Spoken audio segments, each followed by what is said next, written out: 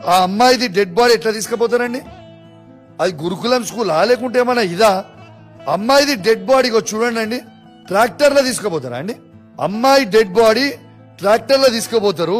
ఆ ట్రాక్టర్లో తీసుకుపోతుంటే ఈ పిల్లలు ఎట్లా ఏడుస్తారు ఒక్కసారి చూడండి అండి. ఇది ఎంతవరకు కరెక్ట్ అండి? ఆడపిల్లలు ఏ విధంగా ఏడుస్తున్నారు ఒక్కసారి చూడండి. వాళ్ళ school classmates, I'm batch mates, ఈ ట్రాక్టర్ లో బాడీ తీసుకుపోతుంటే పిల్లలు ఏ విధంగా ఏడుస్తా ఉన్నారు అనేది ఒక్కసారి మీరు చూడొచ్చు. ట్రాక్టర్ లో తీసుకొని వచ్చి ఇలా మార్చరీలా ఏ విధంగా పడేసిపోతారో కూడా మీరు చూడొచ్చు.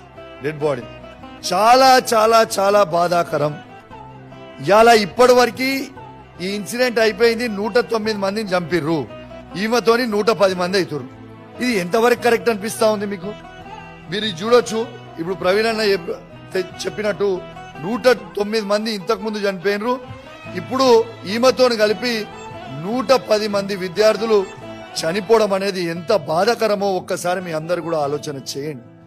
రేవంత్ రెడ్డి గారు మీకు ఒక్కటే చెప్తా ఉన్నారు, మీకు కేసీఆర్ గారి మీద కోపం ఉంటే కేసీఆర్ గారి మీద తీర్చుకోండి, మాకు అభ్యంతరం లేదు.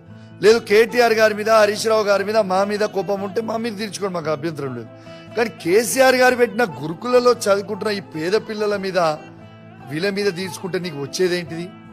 నేను ఖచ్చితంగా డిమాండ్ చేస్తా ఉన్నాను, ఎట్టు పరిస్థితులలో ఆ ప్రిన్సిపల్, ఆ టీచర్లు, ఆ వార్డను 100కు 100% సస్పెండ్ చేయాలి.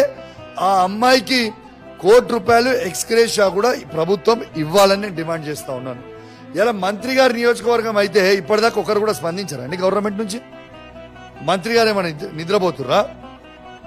రోజు వాళ్ళ పంచాయతీలు పెట్టుకొని పైసల వసూళ్ళకి ఒకరిదొకడు తుపాకీలు పెట్టుకుంటావు. వీడు ఇన్ని పైసలు అడిగిండు, వాడు అన్ని పైసలు అడిగిండు, తుపాకీలు పెట్టుకొని సీఎం ఏమో, ఒక మంత్రి గారి కూతురేమో సీఎం గారు తుపాకీ పంపించిరని ఒకటి చెప్తాడు, మంత్రి గారు ఓఎస్డీ తుపాకీ పెట్టిన సీఎం మనిషి ఇంకోటి చెప్తాడు. ఈ తుపాకీలు పెట్టుకొని పైసలు పంచుకునే టైం ఉంది, కానీ ఇట్లాంటి పేద విద్యార్థులు చనిపోతే కనీసం ప్రభుత్వం స్పందించదా అని నేను అడుగుతా ఉన్నాను.